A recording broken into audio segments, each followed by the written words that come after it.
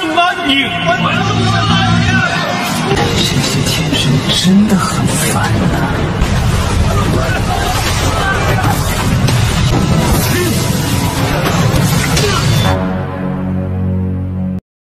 Di episode sebelumnya, Luho telah mendapatkan pengakuan raja ketiga. Bukan hanya itu, Luho juga telah diangkat menjadi raja keempat Asura. Scene pun berlanjut. Diperlihatkan di istana surgawi, terlihat kapal-kapal angkasa mulai berkumpul. Kapal-kapal tersebut dipenuhi dengan para prajurit dewa. Di antara para dewa terlihat Dewa Gentong yang tampak terburu-buru untuk masuk ke dalam kapal. Sambil menggoyangkan kipasnya, ia mengatakan bahwa kaisar saat ini sedang mengumpulkan seluruh dewa. Dia mempunyai firasat kalau sesuatu yang besar akan terjadi. Tak lama kemudian dari itu, dia dikejutkan dengan kehadiran dari dua dewa bijak yang sangat dihormati oleh kaisar, di mana kedua dewa itu bereinkarnasi pada waktu yang hampir bersamaan dalam beberapa dekade lalu. Dewa muda yang sangat tampan dan agung yaitu Dewa Rulai atau Tantan dan Dewa Sasin.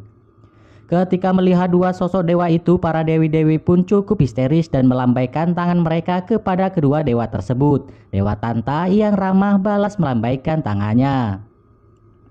Tak lama kemudian datanglah sosok yang ditunggu-tunggu kedatangannya oleh semua dewa. Seketika awan pun bergulung dan langit bergemuruh memancarkan sinar yang terang ke altar pusat istana surgawi. Dia adalah sang kaisar yang datang dengan menggandeng seorang anak kecil. Semua dewa dengan serentak segera memberikan hormat kepada sang kaisar, dan kini kaisar segera mengatakan tujuannya mengumpulkan para dewa. Ia mengumpulkan seluruh dewa karena memang ada hal yang sangat-sangat penting untuk disampaikan. Baru-baru ini utusan para dewa yang berada di bumi diserang oleh sekelompok Asura. Tak ada satupun yang selamat, hanya menyisakan seorang putri kecil yang selamat dari peristiwa itu.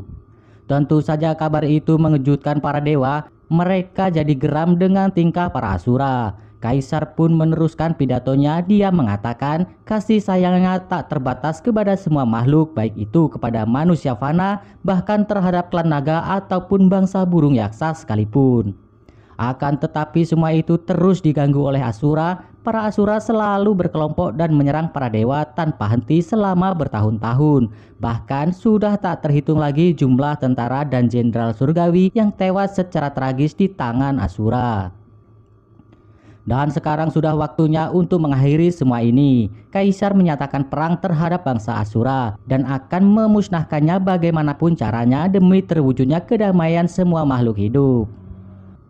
Keputusan sang kaisar pun sangat disetujui oleh semua dewa. Para dewa yang selama ini sudah diselimuti oleh kebencian dan dendam kepada Asura, mereka kini benar-benar mendapatkan jalan terang. Mereka semua menyambut peperangan ini dengan penuh tekad dan semangat yang berapi-api.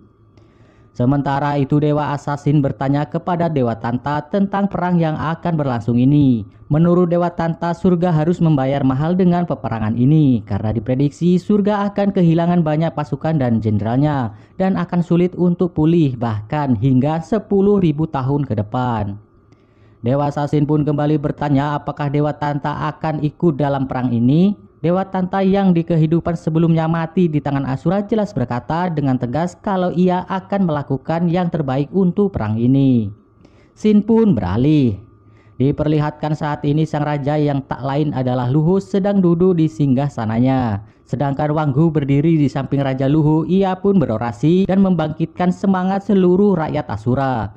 Seketika rakyat Asura pun dengan semangat mengangkat senjata. Wanggu kemudian berbisik kepada Luho agar Luho bersedia untuk memberikan instruksi kepada seluruh rakyatnya yang saat ini sedang menunggu instruksi dari sang raja.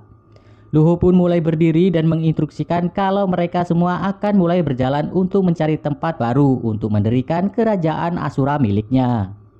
Scene pun berlanjut. Luho dan pasukannya sudah bergerak untuk mencari tempat yang baru. Di tengah-tengah perjalanan, Wanggu dan Huji mencoba mendekati Luho. Luho adalah raja baru. Sebagai seorang raja pasti memerlukan penasehat untuk membantu agar semuanya berjalan dengan baik. Wanggu mengatakan jika ia siap untuk menjadi penasehat Luho. Sungguh Wanggu yang sangat-sangat pandai melihat peluang. Luho kemudian bertanya kepada Wanggu, kenapa Wanggu mau mengikutinya padahal Wanggu sudah mempunyai jabatan tinggi di kerajaan Asura yang dipimpin Raja ke-1. Wanggu pun menjawab jika dia sangat kagum dengan kekuatan yang dimiliki oleh Luhu. Alasan itulah yang membuat Wanggu lebih memilih Luhu ketimbang Raja Satu. Huji tiba-tiba mengatakan kalau semua itu adalah bohong, yang sebenarnya adalah ayahnya selama ini telah dikejar-kejar oleh para kepala suku yang telah menyuapnya. Sehingga dengan mengikuti Luhu maka dia akan merasa aman. Jelas perkataan putrinya itu membuat Wanggu jadi salah tingkah. Akan tetapi dengan kata-kata manisnya ia dengan cepat meyakinkan Luhu. Luhu sebenarnya tak mempermasalahkan hal itu karena menurutnya bantuan Wanggu dan Huji selama ini sangat penting baginya. Perkataan itu membuat Huji jadi senang dan bangga karena dia dianggap bagian penting dalam hidup Luhu. Di sela perbincangan itu Huji bertanya kemana tujuan mereka kali ini. Luhu lalu menjelaskan kalau dia ingin pergi ke arah timur karena ke arah timurlah satu-satunya cara menjauhi kerajaan ketiga. Huji setuju dengan hal itu karena di timur adalah kerajaan naga Tianyu yang tidak agresif sehingga mereka bisa mendirikan kerajaan di sekitarnya. Scene pun beralih. Tepatnya di kerajaan naga terlihat seorang berlari tergopoh-gopoh dan melaporkan kepada raja kalau seorang dewa telah datang. Raja naga cukup terkejut dan ia pun segera menemuinya. Ternyata dewa itu adalah Tanta. Tujuan kedatangannya adalah untuk memberitahu bahwa pasukan istana surga akan turun ke bumi untuk berperang melawan Asura yang sedang mendekati gunung Tianyu, tidak jauh dari istana naga. Walaupun peperangan ini tak melibatkan klan naga, akan tetapi karena jarak medan perang terlalu dekat dengan istana naga, Dewa Tanta menyarankan agar Raja Naga mengungsi untuk sementara waktu. Tak lama dari itu tiba-tiba muncul guntur yang tidak biasa. Di langit terlihat keanehan. Luhu pun segera menyuruh pasukannya untuk segera keluar dari hutan secepatnya. Dan saat mereka keluar mereka pun dikejutkan dengan kondisi langit yang bergemuruh disertai dengan guntur. Samar-samar terlihat cahaya emas yang menyala di dalamnya. Wanggu pun langsung merasakan bahwa para dewa akan turun. Huji pun sangat kaget dan bertanya-tanya apakah para dewa itu turun untuk menemui mereka. Dan benar saja, kini dari langit muncul golem raksasa dengan membawa tombak perunggu yang terjun dengan deras. Dan golem penunggu surga itu pun kini juga datang ke kota-kota Asura lainnya. Kedatangan mereka disertai hujan bola api yang meledak di tanah. Raja Satu tampak heran kenapa surga bisa semerah ini dan kenapa juga para dewa menunjukkan kesombongannya sampai seperti ini. Ketika Raja Asura itu benar-benar marah dengan tindakan surga yang meremehkan bangsa Asura. Darah tempur para raja pun jadi mendidih, mereka malah semakin merasa tertantang karena karakter bangsa Asura semakin mereka marah maka jiwa tempurnya akan terbakar sampai puncaknya. Hasrat Raja Satu pun semakin bergejolak dan dia tak sabar untuk mencabik-cabik para dewa. Dan tiba-tiba saja terlihat bola api mengarah kepada mereka. Raja Dua pun segera menebas gumpalan itu hingga pecah. Sedangkan Raja Tiga sudah tak sabar lagi untuk segera bertindak akan menemui para dewa. Tindakan itu segera disusul oleh Raja Satu yang juga tak mau ketinggalan. Ketiga Raja Asura itu sangat senang dan bersemangat karena pesta luar biasa ini telah dimulai. Scene kembali beralih. Di istana naga tak luput dari serangan bola api. Para naga pun jadi panik dan berlarian untuk menyelamatkan diri. Raja Naga pun segera menginstruksikan kepada rakyatnya untuk segera mengungsi. Raja Naga menjadi geram kepada para dewa karena istana juga ikut jadi sasaran penyerangan. Kemarahan Raja Naga pun diluapkan kepada Dewa Tanta. Saat Raja Naga akan menghajar Dewa Tanta, tampak dari kejauhan sebuah bola api yang mengarah kepada seorang bocil. Dewa Tanta yang melihat hal itu dengan cepat menyelamatkan bocil tersebut. Raja Naga pun jadi tertegun melihat kejadian itu. Dewa Tanta meminta maaf kepada Raja Naga atas semua yang menimpa klan naga. Karena tujuan para dewa sebenarnya hanyalah memusnahkan para Asura. Raja Naga pun akhirnya mengerti dan memahami tujuan para dewa. Dewa Tanta segera pamit karena ia buru-buru untuk mengambil bagian dari peperangan ini. Sedangkan Raja Naga segera menyuruh bawahannya untuk cepat-cepat mengungsikan semua klan naga. Sementara itu kini para golem perunggu mulai menancapkan tiang-tiang besar ke bumi. Seperti pasak membuat tanah di sekitar jadi hancur.